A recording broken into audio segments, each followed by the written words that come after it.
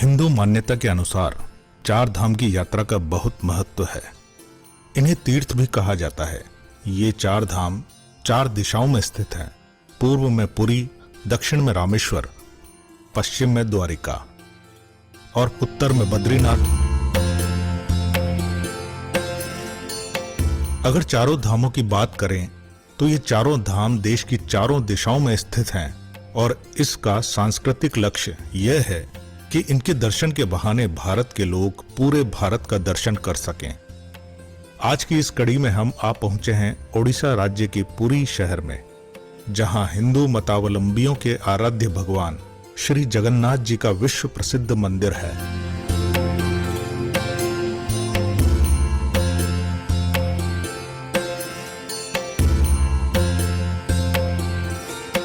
उड़ीसा प्रांत के पुरी शहर में स्थित श्री जगन्नाथ मंदिर श्री कृष्ण भक्तों की आस्था का केंद्र ही नहीं बल्कि वास्तुकला का भी बेजोड़ नमूना है। इसकी बनावट के कुछ राज तो आज भी राज ही हैं। आइए आपको बताते हैं भगवान जगन्नाथ के इस रहस्यमय मंदिर के बारे में।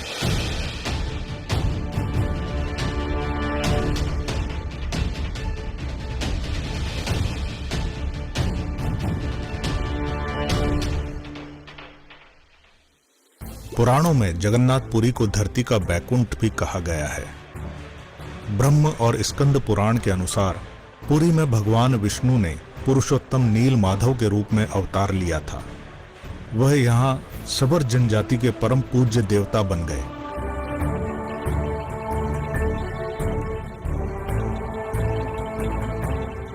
मंदिर की स्थापना के बारे में कोई पुख्ता प्रमाण नहीं है, लेकिन मूर्तियों को लेकर मान्यता है कि मालवा नरेश इंद्रधुम्न, जो कि भगवान विष्णु के बड़े भक्त थे, उन्हें स्वयं श्री हरि ने सपने में दर्शन दिए और कहा कि पुरी के समुद्र तट पर तुम्हें एक लकड़ी का लट्ठा मिलेगा, उससे मूर्ति का निर्माण करवाओ। राजा जब तट पर पहुंचे तो उन्हें लकड़ी का लट्ठा मिल गया। अब उनके सामने यह प्रश्न था कि मूर्ति किन से बनवाएं। कहा जाता है कि भगवान विश्वकर्मा जी एक वृद्ध मूर्तिकार के रूप में प्रकट हुए। उन्होंने कहा कि वो 1 महीने के अंदर मूर्तियों का निर्माण कर देंगे, लेकिन इस काम को एक बंद कमरे में अंजाम देंगे। 1 महीने तक कोई भी इसमें प्रवेश नहीं करेगा, ना कोई ताक झांक करेगा, चाहे वह राजा ही क्यों न हो। महीने का आखिरी दिन था। कमरे से भी कई दिन से कोई आवाज नहीं आ रही थी, तो कौतूहलवश राजा से रहा न गया और अंदर झांक कर देखने लगे। लेकिन तभी वृद्ध मूर्तिकार दरवाजा खोलकर बाहर आ गए और राजा को बताया कि मूर्तियां अभी अधूरी हैं, उनके हाथ नहीं बने हैं। राजा को अपने कृत्य पर बहुत पश्चाताप हुआ और वृद्ध से माफी मांगी, लेकिन उन्होंने कहा कि यही देव की मर्जी है।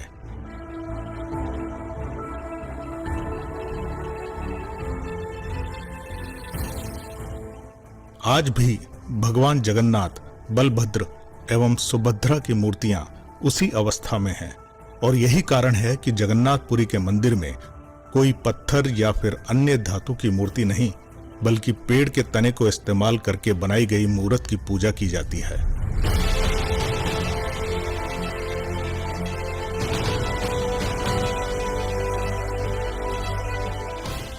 ये तो है जगन्नाथपुरी मंदिर से जुड़ी हुई मान्यताएं।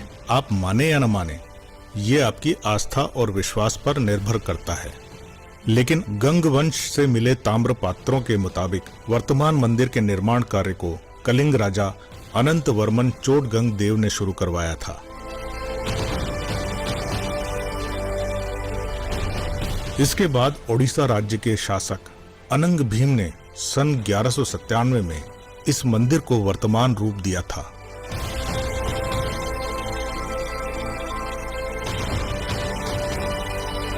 कलिंग शैली से बना 4 लाख वर्ग फुट क्षेत्र में फैला भगवान जगन्नाथ का यह मंदिर स्थापत्य कला और शिल्प कला के आश्चर्य से भरी खूबसूरती की मिसाल है।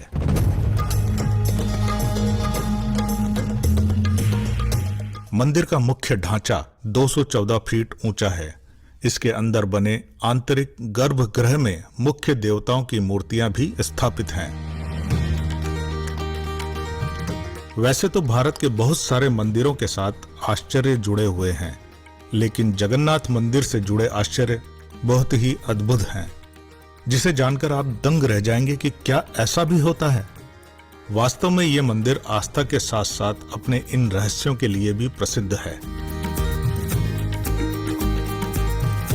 श्री जगन्नाथ का मुख्य मंदिर वक्र रेखीय आकार का है। मंदिर के शिखर पर भगवान विष्णु का सुदर्शन चक्र है। इसकी खास बात यह है कि इसे शहर के किसी भी कोने से देखा जा सकता है और किसी भी दिशा से देखने पर आपको ऐसा लगेगा जैसे इसका मुंह आपकी ही तरफ है। अष्ट धातु से निर्मित इस चक्र को नील चक्र भी कहा जाता है और इसे बहुत ही पवित्र माना जाता है। जगन्नाथ मंदिर का सबसे बड़ा रहस्य यह है कि मंदिर के शिखर पर स्थित ध्वज हमेशा हवा की विपरीत दिशा में लहराता है। ऐसा क्यों होता है, यह एक रहस्य ही बना हुआ है। एक और अद्भुत बात इस ध्वज से जुड़ी है, वो ये है कि इसे हर रोज एक पुजारी मंदिर के 45 मंजिला शिखर पर उल्टा चढ़कर ध्वज को बदलता है।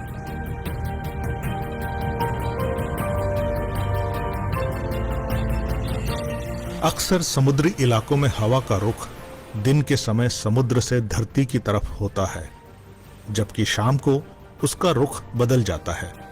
वो धरती से समुद्र की ओर बहने लगती है। लेकिन यहाँ भगवान जगन्नाथ की माया इसे उल्टा कर देती है और दिन में धरती से समुद्र की ओर, वो शाम को समुद्र से धरती की ओर हवा का बहाव होता है।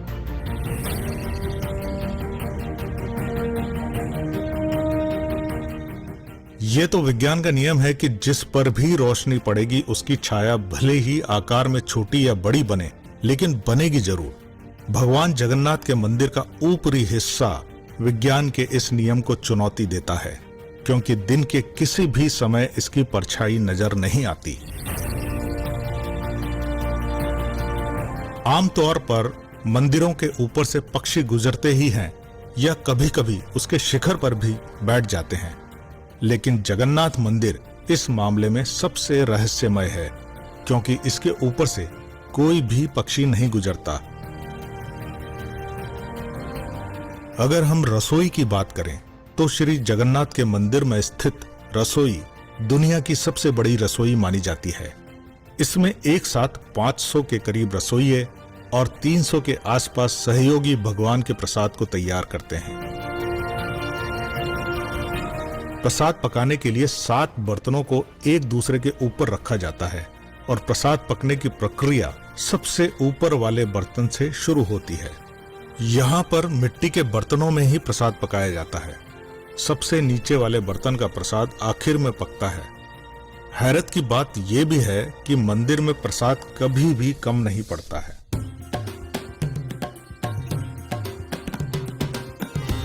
भगवान जगन्नाथ और अन्य प्रतिमाएं नीम की लकड़ी से बनाई जाती हैं।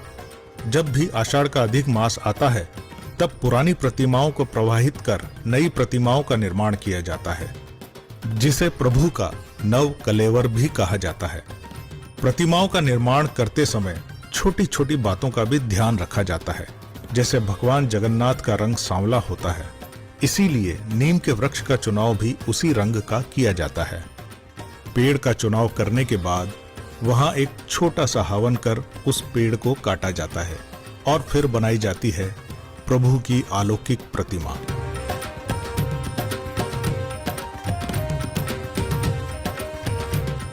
जगन्नाथपुरी में मध्यकाल से ही भगवान जगन्नाथ की हर वर्ष पूरे हर्षोल्लास के साथ रथ यात्रा निकाली जाती है। इसमें मंदिर के तीनों प्रमुख देवता भगवान जगन्नाथ, बलभद्र और बहन सुभद्रा को अलग अलग रथों में विराजमान किया जाता है। पूरी तरह से सुसज्जित इस रथ यात्रा का नजारा भी भव्य दिखाई देता है।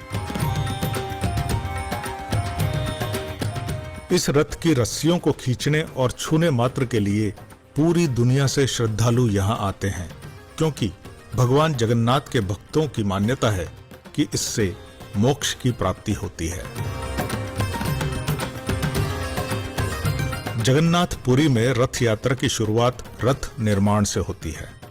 रथों के लिए लकड़ी का चयन बसंत पंचमी के दिन शुरू होता है और उनका निर्माण अक्षय तृतीया से प्रारंभ होता है। सभी रथ नीम की पवित्र और परिपक्व लकड़ियों से बनाए जाते हैं, जिसे दारू कहते हैं। विश्वकर्मा समुदाय के लोग पीढ़ियों से रथों का निर्माण करते आ रहे हैं। श्री कृष्ण के बड़े भाई बलभद्र जी के रथ को ताल ध्वज कहते हैं, जिसका रंग लाल और हरा होता है। 14 पहियों व 45 फीट ऊंचा ये रथ लकड़ी के 763 टुकड़ों को जोड़कर बनाया जाता है। बलभद्र जी के बाद दूसरा रथ देवी सुभद्रा का रथ होता है। यह रथ लाल व काले रंग के कपड़ों से सजा होता है। इस रथ की ऊंचाई 44.6 फीट होती है और इसमें लकड़ी के 12 पहिए लगे होते हैं और लकड़ी के 593 टुकड़ों को जोड़कर बनाया जाता है।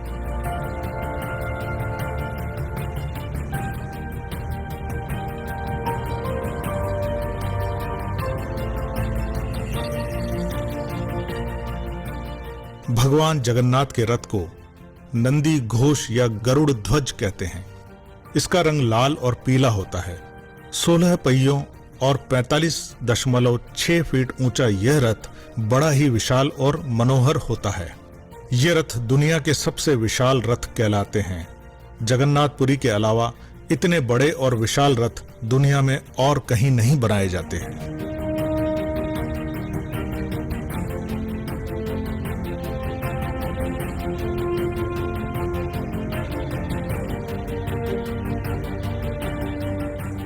आषाढ़ मास की शुक्ल पक्ष द्वितीय तिथि को रथ यात्रा आरंभ होती है। ढोल नगाड़ों, तुरही और शंख ध्वनि के बीच भक्तगण इन रथों को खींचते हैं।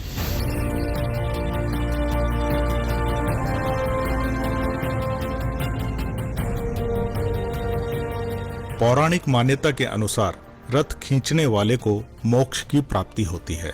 वास्तव में रथ यात्रा एक सामुदायिक आनुष्ठानिक पर्व है। इस अवसर पर घरों में कोई भी पूजा नहीं होती है और न ही किसी प्रकार का उपवास रखा जाता है। एक अहम बात यह है कि रथ यात्रा के दौरान यहाँ किसी प्रकार का जाति भेद देखने को नहीं मिलता है। समुद्र के किनारे बसे पुरी नगर में होने वाली जगन्नाथ रथ यात्रा उत्सव के समय आस्था और विश्वास का जो भव्य वैभव और विराट प्रदर्शन देखने को मिलता है, वो दुनिया में और कहीं दुर्लभ है।